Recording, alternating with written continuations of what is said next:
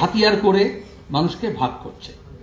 প্রশাসন নিজে, শাসক দল, শাসক শ্রেণী তার নিজের প্রয়োজনে, গদির জন্য, টিকে থাকার জন্য এই পথ ধরে যেটা বললাম জাতি প্রথা, তার সঙ্গে হচ্ছে সাম্প্রদায়িকতা, তখন দুর্বৃত্তায়ন, ক্রিমিনালাইজেশন। প্রথমে কি করে? ক্রিমিনালদের দিয়ে ভোটাধিকার আটকাচ্ছে। তারপরে এই ক্রিমিনালকে ব্যবহার করতে গিয়ে যে আরক্ষা বাহিনী, পুলিশ, যে অ্যাডমিনিস্ট্রেশন, তাদেরও ক্রিমিনালাইজেশন হয়ে যায়। যেমন কারাপশনকে আটকাবে যারা, কিন্তু কারাপশন বাড়তে বাড়তে একটা তন্ত্র যখন তৈরি হয় তখন সেই সিস্টেমটা কারাপ্ট হয়। তাহলে রাজ্য নির্বাচন কমিশনকে কিভাবে ব্যবহার করা হয়েছে ভোটের জন্য আমরা জানি, আবার কেন্দ্রীয় নির্বাচন কমিশনকে কিভাবে ব্যবহার করা হয়েছে আমরা জানি। এবং এখন দাঁড়িয়ে তারা মনে করছে সবাই ভোট দেবে। কেন? পঞ্চায়েতের ভোটে, পুরসভার ভোটে যে আমাকে ভোট দেবে না, সে ভোটে ভোটে ঢুকবে না, বোয়া বন্দুক পিস্তল মস্তান দিয়ে আটকাবে। তাহলে এই যে ক্রিমিনালাইজেশন, যে কমিউনালাইজেশন, এই যে কাস্ট, এগুলো কালমিনেশন হচ্ছে গোটা অ্যাডমিনিস্ট্রেশনটা।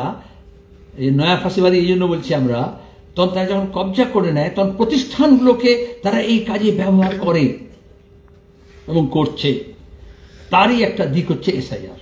অনেকে আমাদের লোকজনকে মনে করতে পারে যেরকম হয় অন্যান্য বিষয়ে যেরকম মনে করেছিল নোটবন্দি হলে কিছু ভালোই হবে, বড় লোকদের টাকা যাবে, এভাবে তো বলে যে দুর্নীতির বিরুদ্ধে কড়া পদক্ষেপ নিয়েছেন মোদী, সেরকম এসআইআর করলে খুব ভালো হবে, ওইখানে অনেক বেজাল ভোট আছে, জাল ভোট আছে, এগুলো সব কেটে বাদ দিয়ে দেবে। আরে তার জন্য এসআইআর না। অমিত শাহ কি বলেছে? কাল তো বলল ডিটেক্ট, ডিলিট, ডিপোর্ট। তার মানে কি? চিহ্নিত করো, ভোটার তালিকা থেকে বাদ দাও এবং তারপরে তাকে পুশব্যাক করে দাও, পাঠিয়ে দাও। তার মানে সিএ এনআরসি কে আবার রিভার্স করে ডাউনলোড করছে। এটা ভোটার তালিকা নির্ভুল করতে হবে তো আমাদের দাবি, কিন্তু স্বচ্ছতার সঙ্গে করতে হবে। স্বচ্ছতার অভাব আছে, সুপ্রিম কোর্ট দেখছেন এখনো বিহার থেকে ডকুমেন্ট চাইছে, ডকুমেন্ট দিতে পারছে না। তাহলে ট্রান্সপারেন্ট হবে। দুই বলছে ভোটার লিস্ট ভুলে ভরা, ভোটার লিস্ট ভুলে ভরা, হ্যাঁ আমরা বলছি। তাহলে ভোটার লিস্ট করার কার দায়িত্ব ছিল? আমাদের, এই নির্বাচন কমিশনের, এই সিও, এই ইলেকট্রাল অফিসারের, রেজিস্ট্রেশন অফিসারের। তাহলে যে এমএলএ, এমপি, মন্ত্রী, প্রধানমন্ত্রী হলেন, তারা ভুলের মাসুল যদি বলে এখন 40%, 38% সব বিদেশি ভোট, ভোটারতে বানাম বাদ দিয়ে দেবে। কত কষ্ট করতে হয়, বলে ডেথ সার্টিফিকেট নিয়ে এসো, সেই পরিবারও করবে। তার মানে ওরা চায়নি মৃত ভোটার বাদ। আমরা চাই মৃত ভোটার সব বাদ দিক। সিপিআইএম এ তার শ্রেণী আন্দোলনের জন্য, তার সংগ্রামের জন্য, এমনকি ক্ষমতায় ফেরার জন্য আমরা কোনো ডেড ভোটারদের ভোট নিয়ে আসতে চাইছি না। আমরা জীবন্ত মানুষ নিয়ে কারবার করি। এত সব যে আন্দোলন সংগ্রাম বললাম, এসব জীবন্ত মানুষের নিয়ে কারবার। আর তাহলে শ্মশান কমিটি করতে বলতাম, কবরস্থান কমিটি করতে বলতাম, বুথ কমিটি করতে বলতাম না। কিন্তু বিজেপি, তৃণমূল কেউই চাইছে না এই ভোটার লিস্টটা স্টেরিলাইজ হোক। আমরা বলছি স্টেরিলাইজ করো, স্যানিটাইজ করো। ইলেকশন কমিশন কি বলছে? পিউরিফাই করছি। বিহারের পরে বলেছে আমরা পিউরিফিকেশন করেছি। ওই পুনর্জাগরণবাদী শব্দটা দিয়ে বোঝা যাবে। একেবারে 19 শতক থেকে বলে আসছে পিউরিফাই। কমিউনিস্টরা বলে না, এখন বলছে এই জন্যই আমার অনেকে আছে এসব হতে হতে বারবার শব্দ ব্যবহার করতে হলে আমরা সব ওদের শব্দগুলো তুলে নিই, আর কি নিয়ে নিই। এতে পিওর করার কি আছে? ওই কনভার্সন হয় না, তখন পিওর করে, গঙ্গা জল ছিটিয়ে বা কিছুটা করে বা কলমা পড়িয়ে। তো ভোটার লিস্টকে আমরা সেরকম পিউরিফাই করতে চাইছি? অপবিত্র আছে পবিত্র করতে চাইছি, না ভুলে আছে নির্ভুল করতে চাইছি? আমরা নির্ভুল ভোটার লিস্ট চাই। তাহলে কি করে হবে? মৃতদের বাদ দিতে হবে। যারা ভুয়ো আছে, জাল আছে, নন এক্সিস্টেন্ট আছে, তাদের বাদ দিতে হবে। যাদের নতুন নাম তোলার কথা, নাম নেই, তাদের সবার নাম তুলতে হবে। আর যাদের নাম আছে তাদের নাম বাদ দেওয়া যাবে না। এটা আমি বললে তো হবে না, তার জন্য তো আমাদের এই লড়াইটাই করতে হবে। নভেম্বর মাসটা হচ্ছে এসআইআর দি ইস্যু। তাহলে সিএনআরসির মতো মমতা মোদী ব্যাপক নাটক জমাবে। ওরা এইভাবেই করে, আসলে একটা আতঙ্ক, ভয় তৈরি করে। আর সেই ভয়কে কাজে লাগিয়ে বলে কে তোমাকে আশ্রয় দেবে? আর সাধারণ মানুষ বলে তোমাদের ভোট দিয়ে কি হবে, ভোটটা নষ্ট হয়ে যাবে। বলেন আমাদের ভোটাররা বলে একটা অংশের ভোট আমরা পাই না, কারণ তার ওই ভয়টা ভাঙানোর জন্য আমরা আমাদের তাগদ মুরদ দেখাতে পারছি না।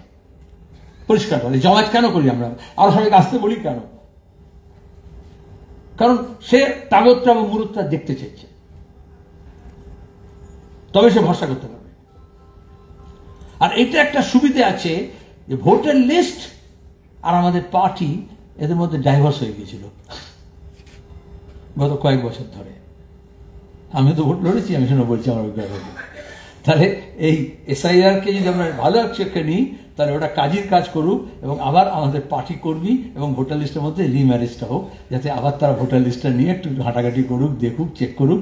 কিন্তু এটা কেন এই জন্য বললাম, কারণ আমরা যখন নো ইওর ভোটার বলছি, স্যাম্পলের জন্য কয়েকটা নাম দিয়েছি, তাই তো শ্রমিক, সেটাও কিন্তু দম বেরিয়ে যাচ্ছে।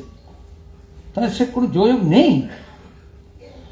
KYB করে আপনারা কি রিপোর্ট দিলেন ভোটারদের সম্পর্কে, বুথ সম্পর্কে, কিন্তু আমি পার্টি সংগঠন সম্পর্কে রাজ্য সম্পাদক মন্ডল থেকে বলছি যে আমরা পার্টি স্ট্রাকচারের, অর্গানাইজেশনের এক্সট্রা রিপোর্ট পেয়ে গেছি। কলেজ যতই রিপোর্ট করে দিক, 10 পাতা বড় পাতা করে লিখে দিক জেলা সেক্রেটারি, এরিয়া কমিটিগুলো কতই দিক, কিন্তু আমরা কতটা কর্মক্ষম, কতটা কর্মোদ্যোগী, কতটা অ্যাক্টিভ, কতটা তলায় যোগাযোগ আছে, কতটা বুথ কমিটি আছে, কতটা বুথ টিম আছে, কতটা ব্রাঞ্চ কাজ করে, তার রিপোর্ট আমাদের কাছে চলে এসছে। তারা করছে না কাজ বলছি না, তারা রুটিন কাজ করতে পারে, ছক পাতা কাজ করতে পারে, কিন্তু রুটিনের বাইরে, ছকের বাইরে বেরোতে চাইছে না। অথচ আমরা আন্দোলনের সময় বলেছিলাম, CNRCর সময় আমরা বলেছিলাম যে আমাদের ছক ভাঙা আন্দোলন করতে হবে। আর এই শব্দটা যখন বলেছিলাম তখন আমি পার্টি সেক্রেটারি হইনি, প্রেস কনফারেন্সে বলেছিলাম। সাংবাদিকরা জিজ্ঞেস করেছিলেন ছক ভাঙা আন্দোলন বলতে আপনি কি বোঝাচ্ছেন? বললাম যদি সেটা বলেই দিই তাহলে ছক ভাঙা হলো কত, সেটাও তো একটা ছক হয়ে যাবে। এটা নিছক একটা কথার কথা নয়, এটা আমাদের সমর্থক দরদিরাও চাইছে। কিন্তু যেই আমরা নতুন কোনো কাজ কথা বলছি তখন এসে বলছে না এটা তো আমার ডিপার্টমেন্ট না, ব্যুরোক্রেসি আছে, বা এটা তো আমার এখতিয়ার, ফিউডালিজম আছে পার্টির মধ্যে। আমি বাইরের কথা বললাম সীমাবদ্ধতায়, একটা হচ্ছে সামন্তি একটা ব্যাপার আছে, এটা আমার জমিদারি, এখানে অন্য কেউ হস্তক্ষেপ করছে কেন? আবার এটা হচ্ছে আমি এটা কেন করবো, এটা তো আমার অ্যালোকেশন অফ ডিউটিতে নেই, জব ডিউটিতে নেই। কমিউনিস্ট পার্টি যদি প্রথম থেকে কাজ করতো তাহলে আজকের এই CPIM হতো না।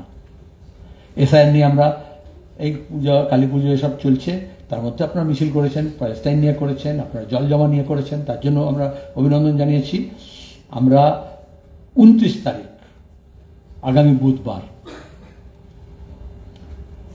CO অফিসের সামনে, কি বলে আলুগুলাম, ওইখানে ওই চেম্বার অফ কমার্স, হ্যাঁ, বেঙ্গল চেম্বার অফ কমার্স, যেসব উল্টো দিকে বামান লরি, হ্যাঁ পুরনো বামান লরি, অত কোম্পানির পাবলিক সেক্টর তো উঠে গেছে।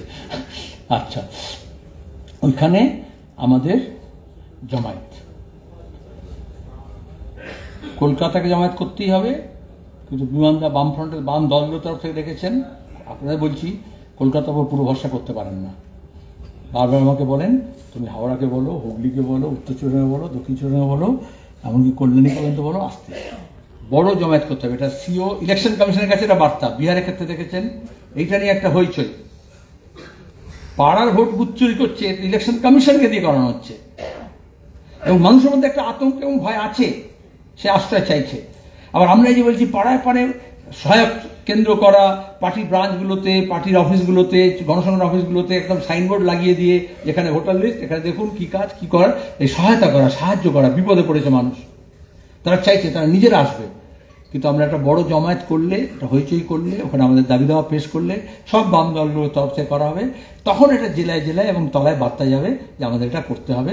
কারণ তারপরেই কিন্তু ওরা ঘোষণা দিয়েছে যে বেঙ্গল এটা SIRটা করবে। তা এটা একটা কর্মসূচি আমি ঘোষণা করেছিলাম। শেষ যেটা বলবো, বাম ঐক্য, যে বাম দলকে বললাম তো, কমিউনিস্ট পার্টি প্রোগ্রামেটিক আন্ডারস্ট্যান্ডিং এর জন্য, বিপ্লবের চরিত্রের জন্য, রাষ্ট্রের চরিত্রের জন্য, বিপ্লবের স্টেজের জন্য অনেক বিতর্ক হয়েছে প্রথম থেকে, সব স্টলওয়ার্টার ছিলেন, করেছেন। কিন্তু যে কমিউনিস্ট পার্টির ভাগ হলো, ক্ষতি হলো তো, বাম আন্দোলনের ক্ষতি হলো, কমিউনিস্ট আন্দোলনের ক্ষতি হলো, দেশের ক্ষতি হলো, শ্রেণীর ক্ষতি হলো।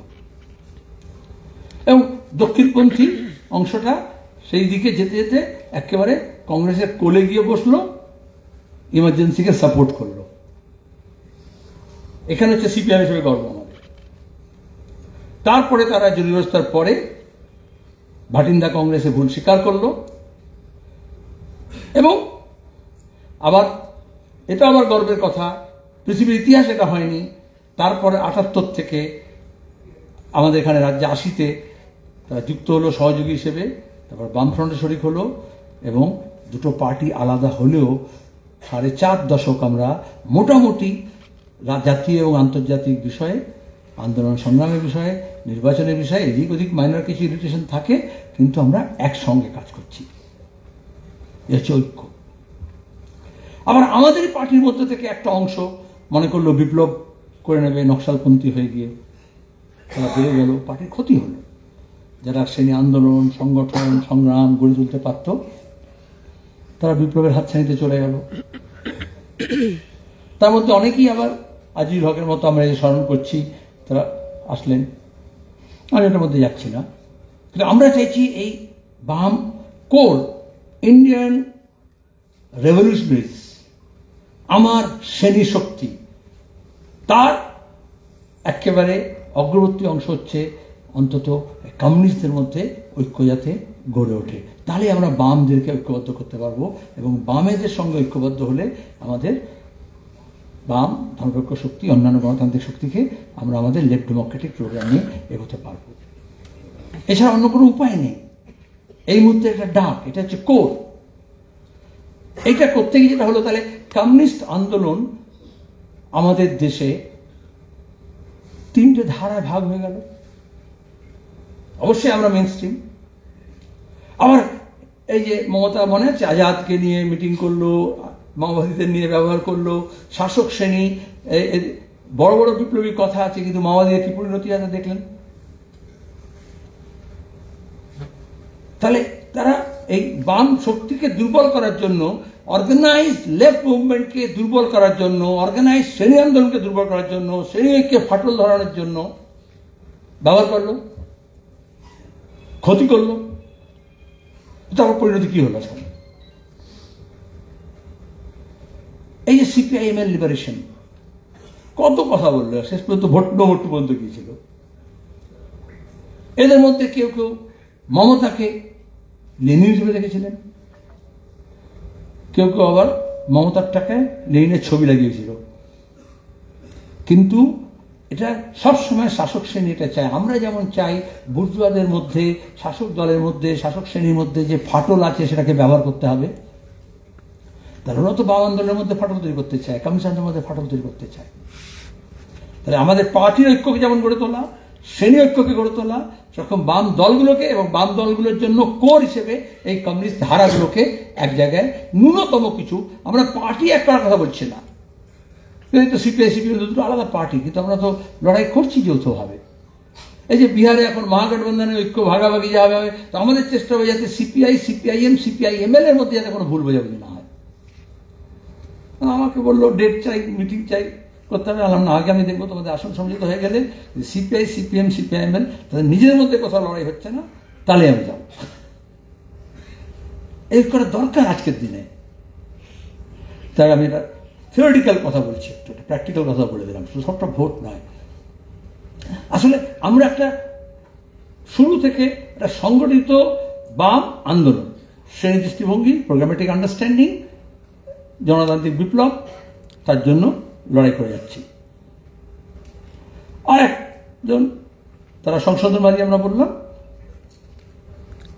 আমি ওটার মধ্যে যাচ্ছি না, পার্টির ভাগের মধ্যে যাচ্ছি না। তাহলে একটা অংশ হলো যারা কল্লোর বলা সাহেব বললো বলে আবার মনে করলেন, আমি নোট বন্ধ করে দিয়েছি। কল্লোর সাহেব বললো না পার্লামেন্টারি অ্যান্ড এক্সট্রা পার্লামেন্টারি, এটা আমার খুব প্রিয় সাবজেক্ট বলে এটা মনে করলাম যুক্ত করে দিই এখানে।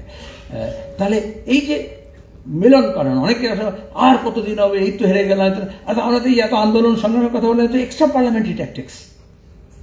তাহলে দুটোকে মেলাতে হবে। আর একটা ধারা বললো দূর, ওরা হচ্ছে সংসদবাদী, পার্লামেন্টারি সিস্টেমে যাব না বলে বিপ্লব করতে চলে গেল। তা তাদের মধ্যে আবার দুটো ভাগ হলো, এই যে লিবারেশন এগুলো আছে তারা অনেক ভাগাভাগি অনেক পোড় খেয়ে আবার বললো যে না এই রাস্তায় আসতে হবে, তাই তো? জীবন যখন শুকায় যায় করুণা ধারায় এসব। আর একটা জঙ্গলে চলে গেল, তারপরে এই লালগড় এগুলো সব আমাদের কাছে আছে, আমি তার মধ্যে যাচ্ছি না, আমি ডিসপুটেড শব্দগুলো বলছি না। তাই এই যে এখন দাঁড়িয়ে রাষ্ট্রশক্তি যখন নির্মমভাবে তাদেরকে দমন করছে, পুরো নিকেশ করছে না? আজকের কাগজে হেডলাইন হচ্ছে টাইমস অফ ইন্ডিয়ার বস্তারের একটা জায়গা দিয়ে, যেটা হচ্ছে মাওবাদী ফ্রি জোন আমরা করে দিলাম। আচ্ছা, ওরা তো যারা ছিল জঙ্গলের মধ্যে ছিল, কিন্তু শহরে আপনার এই কলকাতায় আমাদের আশেপাশে বিভিন্ন অংশে সমাজের মধ্যে একদল এরকম শৌখিন বিপ্লবী ছিল যারা মনে করতো কি করছি, সিপিএম কি করছে, বুদ্ধবাবু কি করছেন, কিন্তু আমরা হচ্ছে একদম বিপ্লবী। তারা এই নৈরাজ্যবাদকেও মদত দিত। তো আজকে দাঁড়িয়ে আরবান নকশালের নামে এসবগুলো যখন হচ্ছে, তখন দাঁড়িয়ে আমাদেরকে গণতন্ত্রের প্রশ্নে, আমরা খুন হয়েছি, সালকুসনের লাশ দেখেছি, কিন্তু আমাদের উপরে যে অত্যাচার হয়েছে তা সত্ত্বেও তাদের বেঁচে থাকার অধিকার, তার রাজনীতি করার অধিকার, তার হিংসাকে ডিনাউন্স করুক, বাম ধারায় ফিরে আসার অধিকার, এটা কিন্তু আমরা স্বীকার করি। তাহলে এই যে তিনটে ধারা আছে, এটা বাম প্রথম ধারা, দ্বিতীয় ধারা এবং তৃতীয় ধারা। তাহলে তৃতীয় ধারাকে যখন নিকেশ করছে, তাদের মধ্যে একটা ঝোঁক হবে ক্রমাগত, তারা দ্বিতীয় ধারায় ফিরে আসবে। তাহলে আমাদের চেষ্টা করতে হবে প্রথম ধারা, দ্বিতীয় ধারা, তৃতীয় ধারা, তাদের সংমিশ্রণে আরো শক্তিশালী কমিউনিস্ট পার্টি এবং কমিউনিস্ট পার্টির নেতৃত্বে আরো শক্তিশালী শ্রেণী আন্দোলন করে বিপ্লবী আন্দোলন এবং সমাজতন্ত্র প্রতিষ্ঠার জন্য যে লড়াই, গণতন্ত্রের পথে আমরা যাতে এগিয়ে যেতে পারি, সেসব কথা আমরা এগিয়ে যেতে পারি। ধন্যবাদ।